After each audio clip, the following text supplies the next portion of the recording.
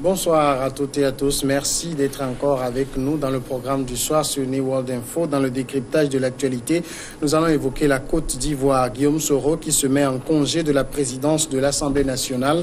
L'ancien chef de la rébellion ivoirienne à qui l'on prête des ambitions présidentielles démissionnera de son poste de président de l'Assemblée nationale en février, a annoncé le président ivoirien Alassane Ouattara. Lors de la cérémonie des vœux à la presse lundi, Soro Guillaume démissionnera en février. C'est entendu, c'est réglé, a affirmé de manière lapidaire M. Ouattara en répondant à une question d'un journaliste au palais présidentiel. Guillaume Soro s'était mis vendredi en congé jusqu'au 20 février, déléguant ses pouvoirs au vice-président. Selon un document diffusé à la presse, le motif exact de cette absence n'était pas précisé. On en parle avec Mamadou Diouf, notre éditorialiste. Bonsoir Mamadou Diouf. Bonsoir Samuel. Un président de l'Assemblée nationale qui se met en congé. D'abord, est-ce que ça arrive de cette manière assez souvent dans d'autres pays? Heureusement que ça n'arrive pas assez souvent, mais c'est le jeu d'échecs des politiciens comme d'habitude. Tout le monde sait qu'il y a un froid depuis un temps entre le président de l'Assemblée nationale et le président de la République. Mais au lieu de dire les choses clairement, les politiques y vont pas à pas. Du côté du RDR, qui se retrouve actuellement dans le RHDP, on a tout fait pour qu'il ne soit pas là, parce qu'il ne faut pas oublier qu'il gêne, parce que même à côté du président Ouattara, vous avez d'autres candidats qui sont là potentiels, qui savent que Guillaume peut être un candidat et qui peut déranger quand eux, ils veulent poser leur candidature.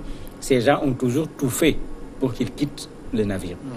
Du côté de Guillaume également, vous avez des gens qui l'ont toujours poussé à quitter le navire, qui ont même voulu que lors des élections présidentielles passées, qu'il se présente déjà comme un candidat aux élections présidentielles. C'est dire que c'est un jeu de politiciens.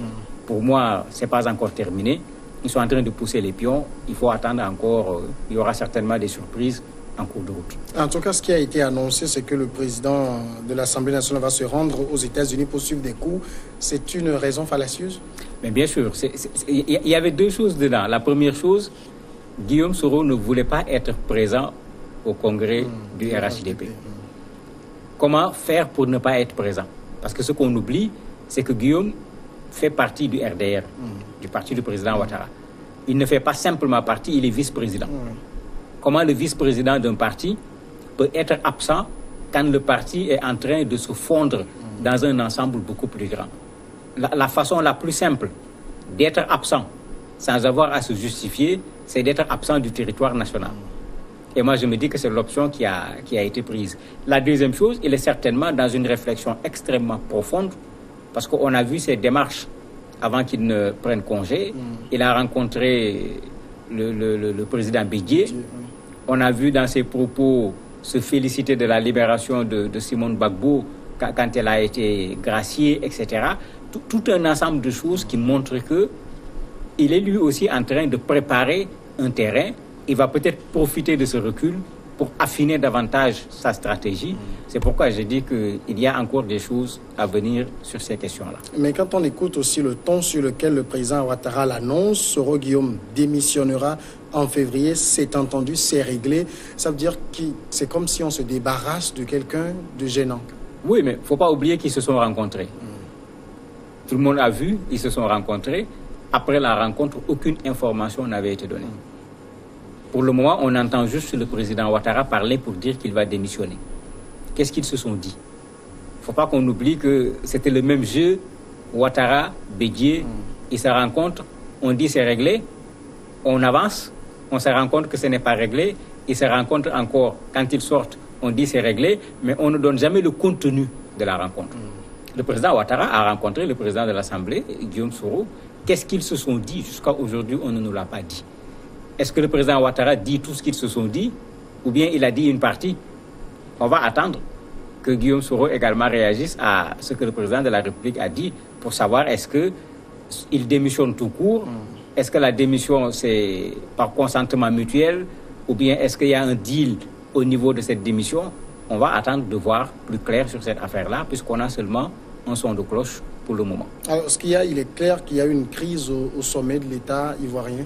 Oui, depuis longtemps. Ça, il faut dire que depuis longtemps, il y a une crise. Tout le monde avait vu les problèmes. Rappelez-vous, quand on a commencé même à bousculer Guillaume Soro et ses partisans, en parlant de cache d'armes, on a attrapé des gens qui lui étaient très proches. Tout le monde savait qu'il y a véritablement un problème. Guillaume également l'a manifesté en s'approchant des adversaires de son parti.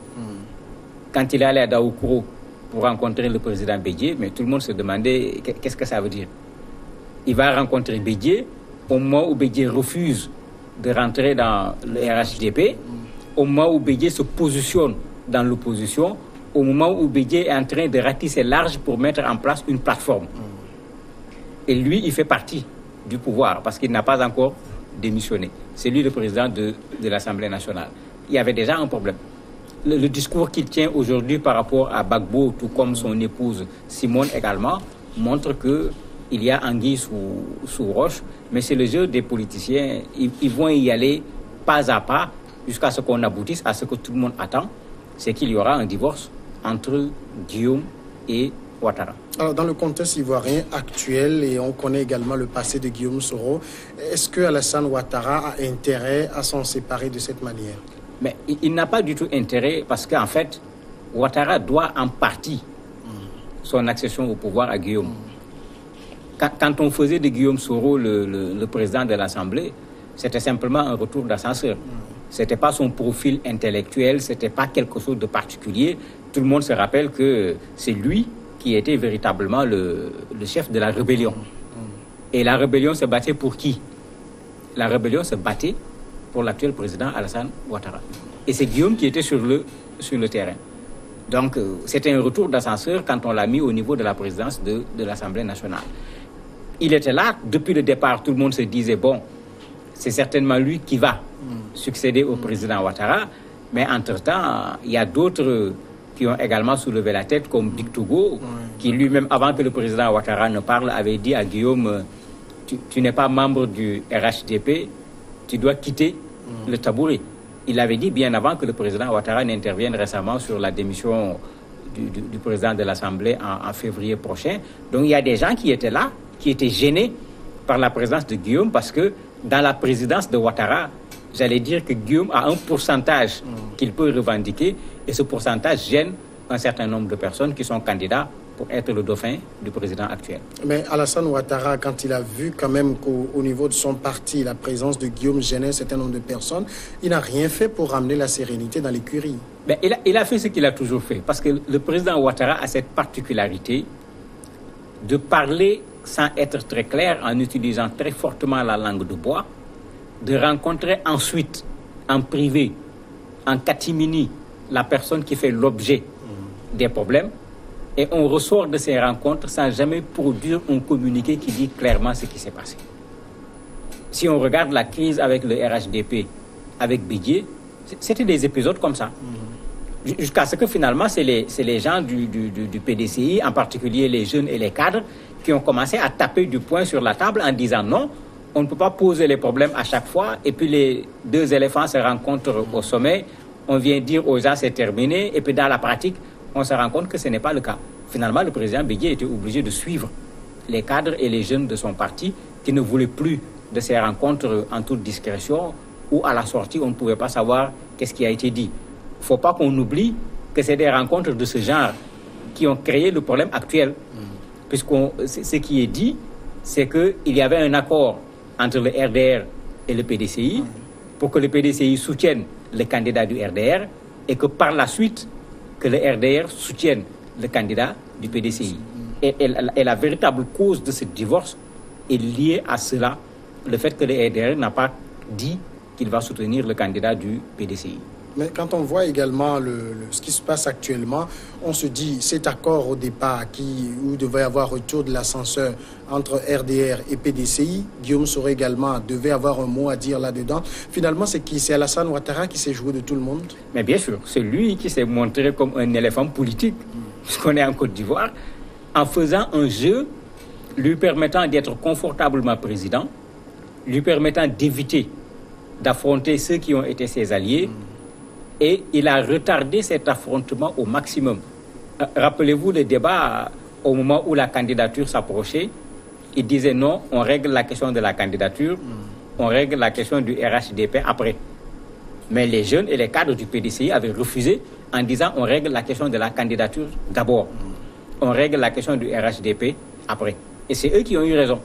Alors que c'est le jeu qui l'a mené tout le temps. Tant que c'est lui qui est le candidat, il calme les gens, on distribue, il y avait des ministres du PDCI à l'intérieur, Guillaume est au niveau du perchoir à l'Assemblée nationale. Donc on donne quelque chose, mais on mène le jeu.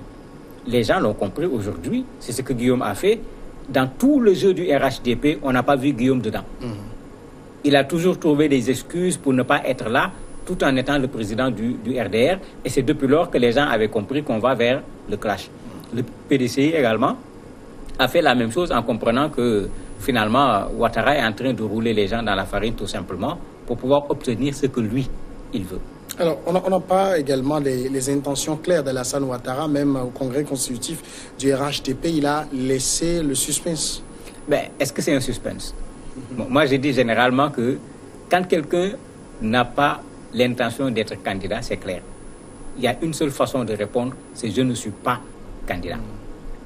Quand quelqu'un ne donne pas cette réponse de façon claire, c'est que chez cette personne, il y a encore des intentions pour être candidat. Et pour le cas Ouattara, bien avant les élections présidentielles, rappelez-vous, dans plusieurs interviews dans des médias internationaux, on lui avait déjà posé la question, est-ce qu'il sera pour un troisième mandat? À l'époque, puisqu'il y avait le conflit avec le PDCI, et le PDCI réclamait que la troisième candidature soit la candidature du PDCI, le jeu qu'il fait actuellement, c'est le même jeu qu'il faisait. Et quand on met ensemble le tout, c'est comme s'il est intéressé par un troisième mandat. Quand on dit on va répondre en 2020, on n'a pas besoin d'aller en 2020 pour pouvoir répondre. Il doit savoir clairement aujourd'hui s'il est candidat à un autre mandat ou pas. Bon, c'est vrai que c'est son cas qui est posé, mais moi je me dis que aussi bien Ouattara que Bédié doivent quand même faire valoir leur droit à la retraite pour service rendu à la Côte d'Ivoire. Il faut que les gens acceptent que les politiques également partent à la retraite. Et c'est ça qui va permettre à nos pays de voir émerger d'autres jeunes qui sont là dans le pays, qui ont des compétences et qui peuvent apporter autre chose. Ceux-là, maintenant, qu'on en fasse des sénateurs, des conseillers, qu'ils continuent à servir le pays, cela ne pose pas de problème. Mais dire que c'est moi ou le chaos, vraiment, pour moi, c'est le pire service qu'on est en train de rendre à l'Afrique aujourd'hui, pas seulement à la Côte d'Ivoire. Guillaume Soro lui-même n'a pas encore clairement annoncé ses intentions. Est-ce qu'on ne lui fait pas de procès d'intention? Non, il n'y a pas de procès d'intention. Vous savez, les gens sont très habiles quand ils veulent rentrer dans ce genre de choses. Guillaume veut éviter qu'on dise que c'est toi qui es à l'origine d'eux. C'est-à-dire qu'on mette le tort sur lui. Actuellement, c'est le président qui annonce la démission du président de l'Assemblée. Est-ce que Guillaume n'est pas en mesure de parler pour annoncer lui-même qu'il va démissionner? Depuis quand le président de la République est le porte-parole du président de l'Assemblée nationale? En fait, il y a un jeu. Guillaume veut montrer, parce que quand on est victime, c'est intéressant. Guillaume veut sortir comme une victime. Et ça lui permettra de tenir le discours très simple, en disant que quand c'était chaud, c'est nous qui étions sur le terrain. Quand c'était difficile, c'était nous. Quand les climatiseurs, les voitures sont venus, d'autres sont venus, et ce sont ces autres qui nous ont mis à la porte. Et quand il va tenir ce discours, très certainement, ça accrochera en particulier ceux qui étaient sur le terrain avec lui en train de se battre à l'époque. Le contexte sera certainement favorable, puisque quand on a libéré Simone Gbagbo, on va vers éventuellement une libération du président Gbagbo. Toutes ces victimes, toutes ces personnes qui vont être déçues par rapport à ces libérations, Guillaume pourra les récupérer dans ce discours de victime, puisque ceux-là également vont pouvoir avec lui participer à cette victimisation et réclamer une autre Côte d'Ivoire.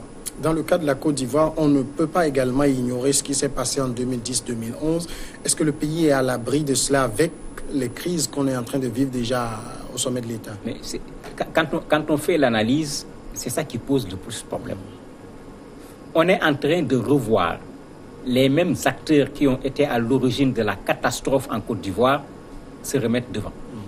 Bédié, Ouattara, Gbagbo, si éventuellement il est libéré de la CPI, on va retrouver encore les mêmes personnes. Mais c'est comme si on veut prendre les mêmes pour faire quoi? Pour recommencer la crise de la Côte d'Ivoire, à mon avis, ce serait vraiment une grosse erreur et rendre un très mauvais service aux populations ivoiriennes. Et c'est là où on a souvent de très grosses difficultés parce qu'on a l'impression qu'on ne peut pas changer de système. On ne peut pas changer d'homme. On reprend toujours les mêmes, on recommence. Et parfois, quand on recommence, mais on aboutit au même résultat. Espérons que ça ne sera pas cela le cas, parce que la Côte d'Ivoire, l'UEMOA, n'a pas besoin d'une nouvelle crise. On avait vécu avec difficulté cette crise de la Côte d'Ivoire sur le plan économique. Même les pays qui n'étaient pas frontaliers de la Côte d'Ivoire ont ressenti la crise ivoirienne en termes de population qu'on a vu aller se réfugier, en termes d'entreprises ivoiriennes qui ne pouvaient plus fonctionner alors qu'ils étaient en relation avec nos pays. J'espère que tous les trois vont pouvoir au moins tirer la leçon pour que si on les retrouve encore comme acteurs, que ça ne soit pas pour aller vers le pire, mais plutôt vers le meilleur. Mamadou Diouf, merci d'avoir répondu à nos questions. C'est moi qui vous remercie. Nous observons la pause et après on reçoit l'invité de ce soir.